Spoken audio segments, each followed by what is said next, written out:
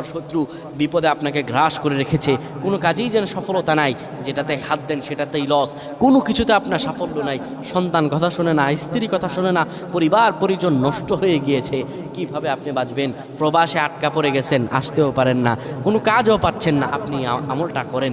এটি আমার কথা নয়, বিশ্বনবী মুহাম্মদ রাসূলুল্লাহ সাল্লাল্লাহু আলাইহি ওয়াসাল্লামের প্রিয় সাহাবী হযরত যায়েদ রাদিয়াল্লাহু তাআলা আনহু, তিনি একবার মক্কা থেকে হিজরত করে যখন মদিনায় যাবেন, ঠিক সেই সময় বিপদে পড়ে যান।